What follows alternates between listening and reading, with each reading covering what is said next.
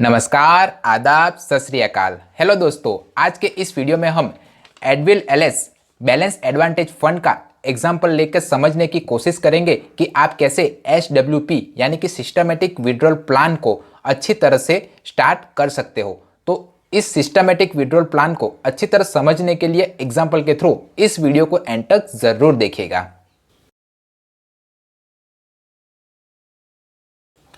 Video start करने से पहले अगर आपने मेरा पहला एसडब्ल्यूपी के ऊपर वीडियो मैंने बनाया हुआ है, बेसिक वीडियो, अगर वो नहीं देखा हुआ है तो उसे जाकर जरूर देखें, मैं आई बटन में लगा दूंगा। अब आते हैं इस म्यूचुअल फंड के ऊपर।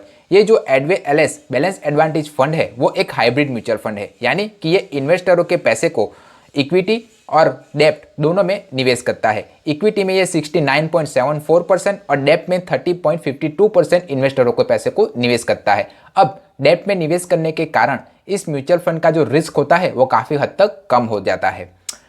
अब अगर आप किसी भी सिस्टमेटिक विड्रॉल प्लान को अगर चालू करवाना चाहते हो तो सबसे पहले जो रिस्की फंड है उसमें कभी भी सिस्टमेटिक विड्रॉल प्लान को चालू ना करवाए। जो रिस्की फंड से मेरा मतलब है small cap mutual fund, sector mutual fund और मिड कैप म्यूचुअल फंड। अगर आपने उस तरह के रिस्की म्यूचुअल फंड में सिस्टमेटिक विड्रॉल प्लान को स्टार्ट करवाने के बारे में सोचा तो आपको नुकसान हो सकते हैं।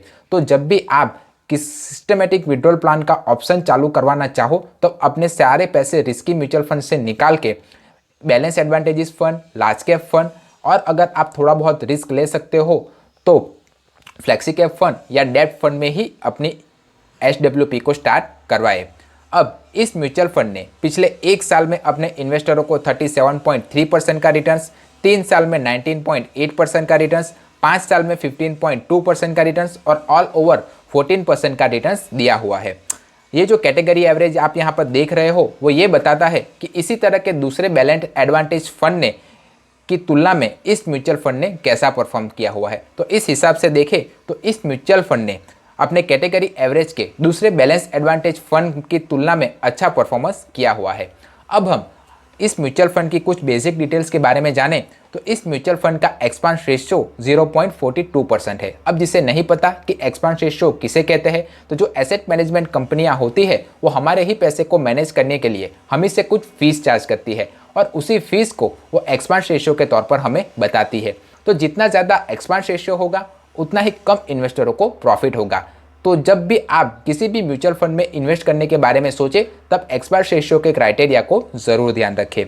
इस म्यूचुअल फंड का एग्जिट लोड 1% है। ये जो म्यूचुअल फंड है वो एक ओपन एंडेड म्यूचुअल फंड है और उसका AUM 5,845 करोड़ रुपीज़ है। ये mutual fund benchmark CRISIL hybrid 50/50 moderate index को फॉलो करता है। अगर आप इस म्यूचुअल फंड में अपने इन्वेस्टमेंट स्टार्ट करना चाहते हो तो मिनिमम SIP 300 से और लमसम अमाउंट 5,000 से स्टार्ट कर सकते हो। ये हुई इस म्यूचुअल फंड की कुछ बेसिक डिटेल्स और उसके पास रिटर्न्स।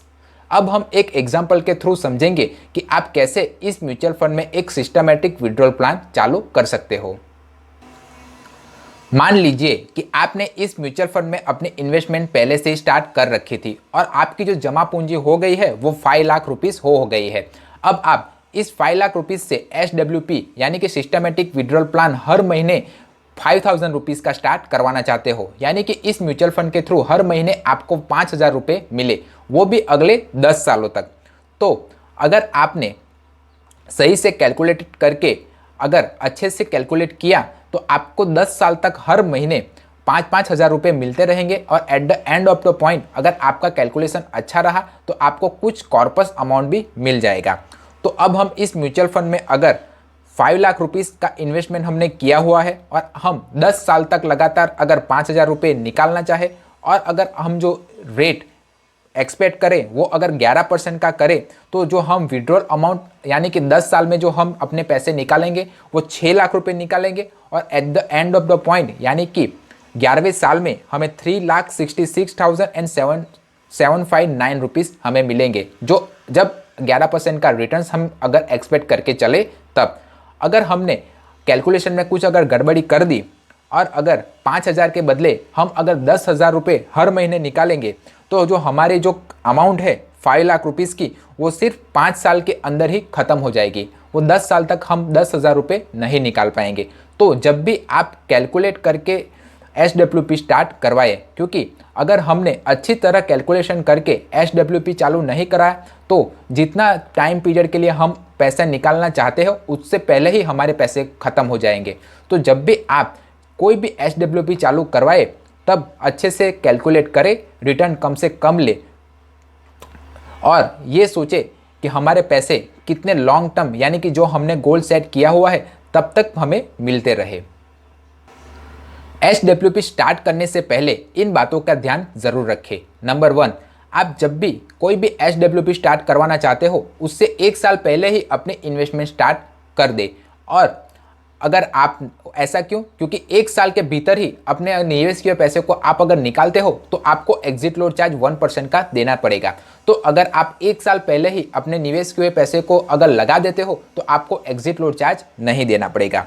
नंबर 2, कम से कम एनुअल रिटर्न लेकर आप कैलकुलेट करें ताकि कॉर्पस अमाउंट जब at the end of the point आपको मिले वो अच्छा खासा मिल पाए। अगर आपका रेट आपने जो रेट एक्सपेक्ट किया है उससे अगर 1-2% भी आपको अच्छा रेट मिल गया तो at the end of the point आपका जो कॉर्पस अमाउंट आपने कैलकुलेट किया हुआ होगा उससे अच्छा ही रिटर्न्स आपको देखने को मिलेगा।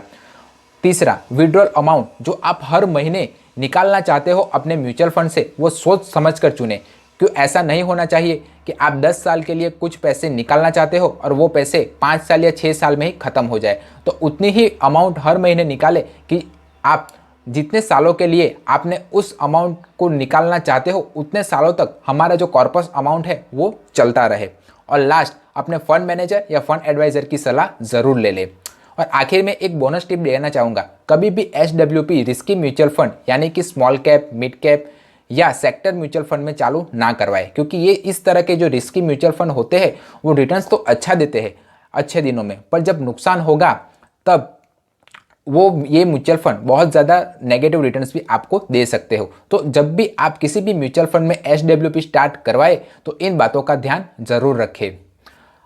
अगर आपको SWP से रिलेटेड कोई भी क्वेरी हो तो आप मुझे कमेंट कर सकते हो। अगर मेरा पुराना वीडियो SWP के ऊपर है वो आप देख लोगे तो आपकी बहुत ज़्यादा जो क्वेरी SWP को लेकर है वो काफ़ी हद तक क्लियर हो जाएगी। अगर वीडियो पसंद आया है तो वीडियो को लाइक करें और चैनल को सब्सक्राइब करें। मिलते हैं अगले वीडियो में, तब तक सीखते रहिए क्योंकि सीखोगे आज तो कमाओगे कल। जय हिंद।